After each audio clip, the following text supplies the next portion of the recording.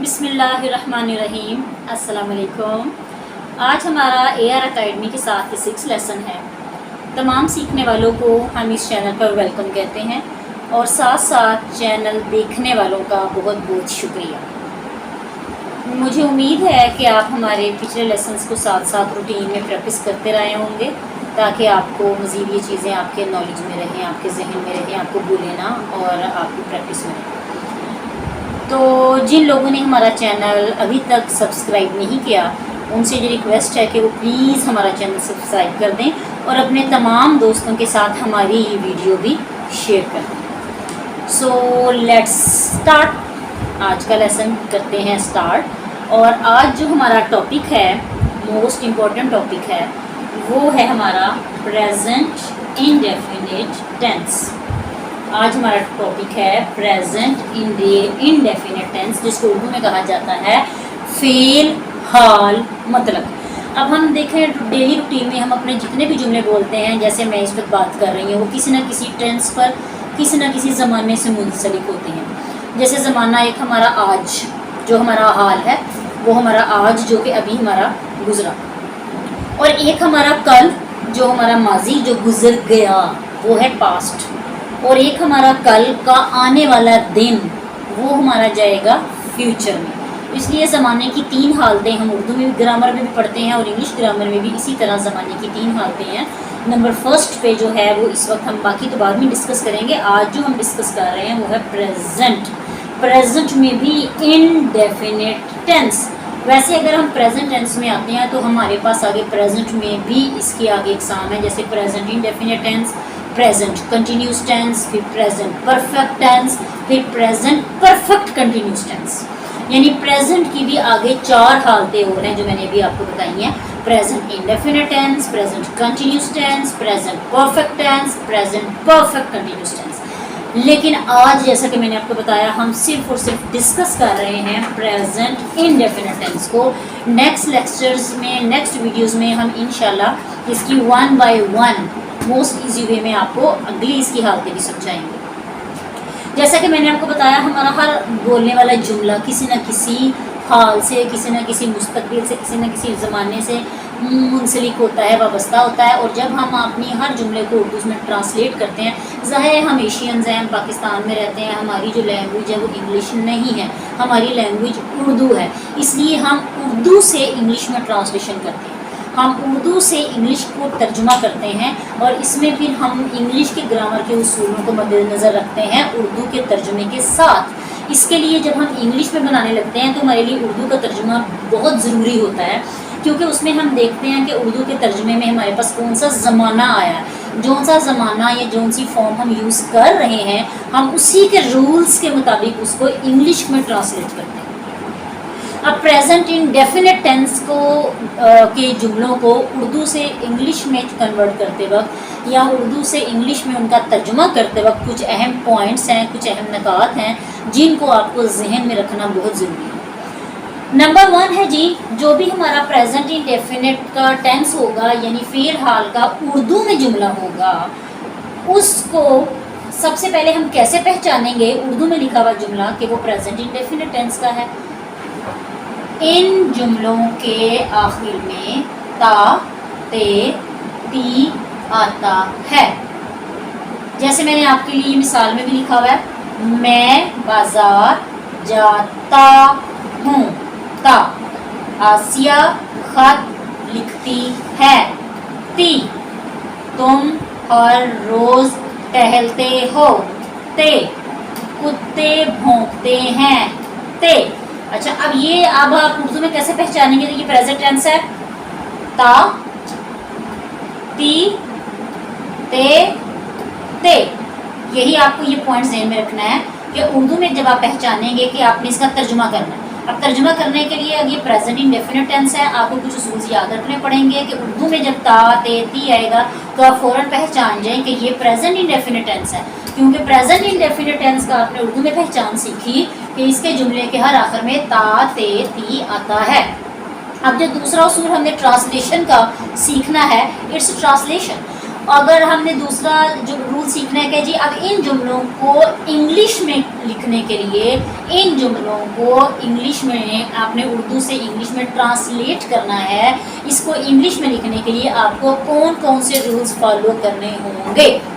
उसके लिए जिस जुमले में का आगाज़, जिस जुमले का स्टार्ट ही से, शी से, इट से और सिंगुलर, सिंगुलर मीन जो वाहिद होगा, कोई भी वाहिद होगा, यानी कि वाहिद कोई चीज़ होगी, सिंगुलर होगी, के साथ कोई भी जुमला जो शुरू होगा ही, शी, इट और सिंगुलर के साथ क्या लगाना है, first form of verb, fail की पहली हालत, फर्स्ट फॉर्म ऑफ वर्ब का इस्तेमाल करते हैं।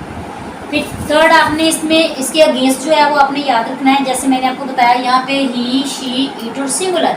इसी तरह अगर यहाँ पे आई, वी और दे आएंगे और जुमला प्लूरल में जाएगा, यानी एक से ज़्यादा अफराद होंगे, एक से ज़्यादा चीज़ें होंगी, एक से ज़्यादा लोगों के मुताल्लिक़ कोई बात होगी, उसके जुमलों में हम फर्स्ट फॉर्म ऑफ वर्ब के साथ एस या ई एस का इजाफा नहीं करते। उसमें फर्स्ट फॉर्म ऑफ वर्ब वैसे ही लिखी जाएगी क्योंकि ये प्लूरल में आ गया। अब देखिए ही भी सिंगुलर है, शी भी सिंगुलर है, इट भी सिंगुलर है, और उसके अलावा जो सिंगुलर आएंगे उनके साथ हम फर्स्ट फॉर्म ऑफ वर्ब के साथ एस या एस लगाएंगे। इसी तरह आई के साथ हम नहीं लगाते एस या एस, वी भी प्लूरल है, दे भी प्लूरल है, और इसके अलावा अगर जो हमारे पास प्लूरल वर्ड्स आएंगे, प्लूरल वर्ड सेंटेंस आएंगे, उनके साथ हम एस या एस का इजाफा नहीं करेंगे। इसके भी एक आसान आपको एक और रूल बताओ, क्या भला बता दो, वो ये है कि ये देखें, ये वी प्लूरल है ना, जब वी भी प्लूरल हुआ, दे भी प्लूरल हुआ, तो हम इस प्लूरल वर्ड का एस या एस का इजाफा नहीं करेंगे। It's right. अच्छा जी, अब मैं आपको कुछ एग्जांपल्स दे रही हूँ ट्रांसलेशन की। ट्रांसलेशन हमारे इंग्लिश सीखने में बहुत मदद करती है, क्योंकि हमने अपनी उर्दू ज़ुबान से ही इंग्लिश में जुमले कन्वर्ट करने होते हैं, और उर्दू से ही अपनी बातें, अपने डायलॉग सारे इंग्लिश में करने हैं। उसके लिए मैं आपको ये देखिए जुमला लिखा हुआ है, मैं बाज़ार जाता हूँ। मैंने आपको एक बार पहले बता दी कि उर्दू में इसकी निशानी ता, इंग्लिश में अच्छा मैं बाज़ार जाता हूँ, हमारा मैं की इंग्लिश आई, बाज़ार मार्केट, जाता गो। अब इसको हम मिलाएंगे, आई गो टू द मार्केट। अब ये आई है, आई के साथ मैंने आपको बताया था एस या एस का इजाफा नहीं होता। और प्रेजेंट टेंस में एक दूसरी बात मैं आपको बताती चलूँ, प्रेजेंट इंडेफिनिट टेंस में हमेशा first form of verb use करते हैं। प्रेजेंट इंडेफिनिट टेंस में ख्वाह वो सिंगुलर के जुमले हों, ख्वाह वो प्लूरल के जुमले हों, हमने फर्स्ट फॉर्म ऑफ वर्ब का इस्तेमाल करना है। आई गो, ये फर्स्ट फॉर्म ऑफ वर्ब है, एस या एस नहीं लगाएंगे क्योंकि आई है। आई गो टू द मार्केट। अब निशानी फिर दोबारा आ जाते हैं, मैं आपको दोबारा रिकॉल इसीलिए करवा रही हूँ ताकि आपको जुबानी याद रहे। उर्दू में निशानी ता, इंग्लिश में निशानी first form of verb. English में क्या निशानी इस जुमले की कि आप कैसे पहचानेंगे कि ये जुमला प्रेजेंट इंडेफिनिट टेंस का है, first form of verb. Next sentence की तरफ एग्जांपल में जाते हैं। आसिया खत लिखती है, आसिया खत लिखती है। उर्दू में हमने कैसे पहचानेंगे प्रेजेंट टेंस को, टी से। अब इसको ट्रांसलेट करते हैं, आसिया खत मीन लेटर, लिखती mean write. Asiya writes a letter. अब इंग्लिश में फर्ज करें कि आपको बिल्कुल नहीं पता कि ये आसिया खत लिखती को ऐसे छुपा दो, यहाँ पे यूँ समझे कि आसिया खत लिखती है, नहीं लिखा, ठीक है। मैंने जस्ट आपको ये वाला सेंटेंस दिया है, आसिया राइट्स अ लेटर। अब मैं आपसे कहती हूँ कि इसको छोड़ दें, आप सिर्फ इंग्लिश में आपको ये जुमला में एक मिला है, आसिया राइट्स अ लेटर। आप इसको पहचानने का ये किस में है, प्रेजेंट में है, पास्ट में है, फ्यूचर में है, परफेक्ट में है, कंटिन्यूज में है कि परफेक्ट कंटिन्यूज में है। तो अब आप इसको कैसे समझेंगे, आप कैसे इसकी निशानी देखेंगे। सबसे पहले तो आप फॉर्म ऑफ वर्ब देखें। ये वर्ब है ना, कोई भी काम का करना, होना या सहना फेल कहलाता है, वर्ब कहलाता है। अब यहाँ पे वो क्या कर रही है, खत लिख रही है, तो लिखना क्या है, वर्ब, लिखना वर्ब है। और यहाँ पे आपने देखना है कि वर्ब की कौन सी हालत इस्तेमाल हुई है, वर्ब की पहली हालत इस्तेमाल हुई है, फर्स्ट फॉर्म ऑफ वर्ब इस्तेमाल हुई है। सबसे पहले तो आपके लिए ये निशानी है कि ये प्रेजेंट टेंस का इसलिए है कि यहाँ पे फर्स्ट फॉर्म ऑफ वर्ब है। अब आप इनडेफिनेट को कैसे पहचानेंगे कि ये इनडेफिनेट का सेंटेंस कैसे हुआ? आसिया है लड़की, शी सिंगुलर, वाहिद, तो इसके साथ हमने राइट में एस लगा दिया।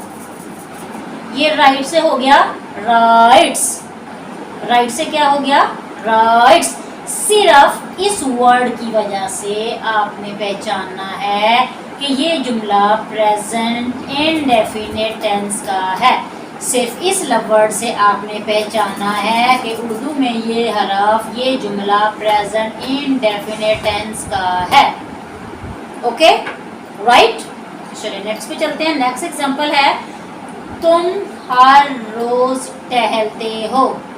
ते आपके सामने ये नहीं है, आपके सामने उर्दू का जुमला आया। आपसे कोई भी पूछता है हाँ तुम हर रोज टहलते हो, ये किस जमाने का जुमला है, ये किस टेंस का जुमला है?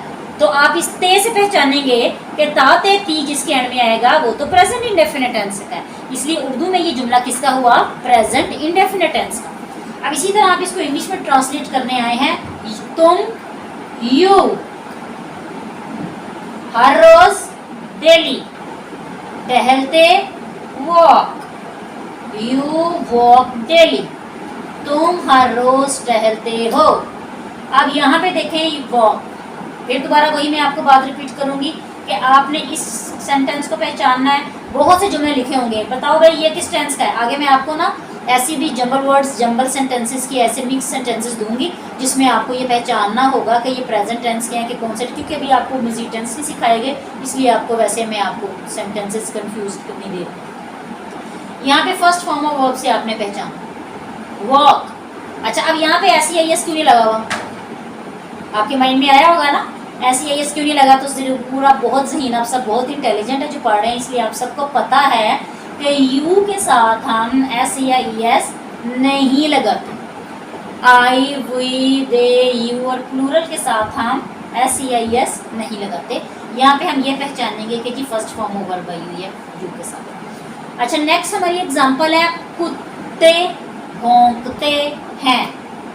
ते ते अब ये लास्ट में हमारी एग्जांपल है कुत्ते भौंकते हैं।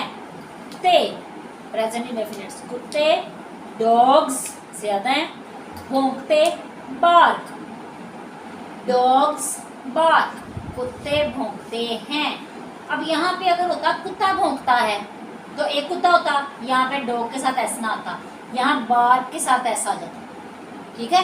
अब यहाँ पे कुत्ते हैं, डॉग्स के साथ एस बढ़ गया है, इसलिए प्लूरल हो गया, ये जमा हो गया है, इसलिए यहाँ पे हम first form of verb bark की फर्स्ट भौंकते की first form of verb bark है, तो यहाँ पे हम एस का इजाफा नहीं करेंगे। सो आई होप कि आज का लेसन आपने खूब समझा होगा और आपको आज का लेसन खूब समझ भी आया होगा, और अगर नहीं समझ आया तो कोई बात नहीं, आइंदा मज़ीद जब हम लेसन समझेंगे तो हम प्रीवियस लेसन को भी मज़ीद जो है वो बीच में रिकॉल करेंगे ताकि आप लोगों को दोबारा ना ये चीज़ समझ में आ जाए।